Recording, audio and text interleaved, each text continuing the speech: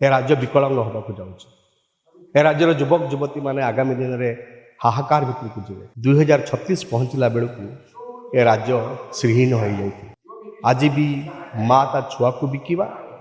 आज भी गाँ गाँ रे पानीय जल न मिलवा देखु उत्कल दिवस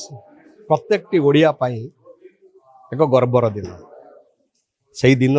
भाषा भित्ति आम राज्य गठित होता एवं स्वतंत्र उत्कल प्रदेश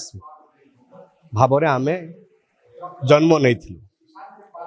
आगुरी केतबेले बंगला अधीन केतबेले बिहार अधीन आमे थिलु आमर गोटे परिचय नथिला ओडिया हिसाब से आमे परिचय पाइलु आज दिन रे 1936 मसीह आउ 8-9 वर्ष पर आमे 100 वर्ष पूर्व आम राज्य को आमे शतवार्षिकी पालन करवा मुझे देखी विगत वर्ष मानू आउ आगामी 9 वर्ष को तेबे मु अत्यंत मर्माहत जे राज्य वास्तव रे जोठी पहुँचबार थिला पहुँची पारला ना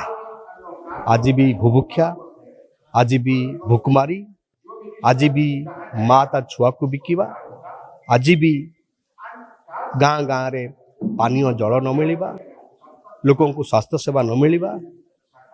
स्कूल रे पाठ पढ़िबार सुविधा न मिलवा आज भी आदिवासी मानक ऊपर आक्रमण ये समस्त मते अत्यंत गभीर भाव में व्यथित कर सबुठ बड़ कथा हूँ आम राज्यर जो प्राकृतिक संपद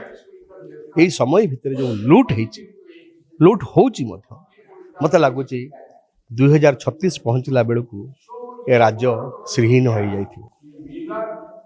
कि दिन तले गत वर्ष प्रधानमंत्री आसिले ओडिशा को एवं गोटे विजन डॉक्यूमेंट उपस्थापन कले 2036 बेलू ओडिशा कौन होती वो से मेंशन होता जे 1.5 ट्रिलियन डॉलर इकोनॉमी हम ओडिशा एवं से 68% हम कौन प्राइवेट इन्वेस्टमेंट हम कौ माने से सब लुटेरा जो मन आखि अच्छी नजर अच्छी ओडिशार विकास पाई नुह ताको नजर अच्छी आम राज्यर जो खनिज संपद अच्छी जो लुहा क्रोमाइट बक्साइट कोयला ये सब जंगल आमर नदी आमर पानी आमर समुद्र बेलाभूमि यार ऊपर नजर अच्छी से आस आज समुद्र बेलाभूमि को अवस्था को जीव गोटे पर गोटे पोर्ट आदानी नौ जते सब खणी अच्छी खणी को किए नौ को मैंने नौ जातु आप केउझर को जातु आप सुंदरगढ़ को जातु कोरापुट को अवस्था जातु केउझर को कौ अवस्था जोठी खणी माटी तले संपद आ लुट होची से माटी ऊपर थिबा आदिवासीटा कि जीवन बीतौची जातु देखंतु तेणु ओडिशावासी को मन निवेदन रहिबो आज दिन रे ए राज्य को बंचातु ए राज्य विकलांग होगा जाऊँच ए राज्यर युवक युवती मैंने आगामी दिन में हाहाकार भितर को जी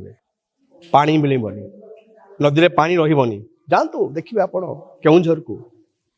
जो नदी नाल थिला अच्छी नहीं जातु आप सुंदरगढ़ को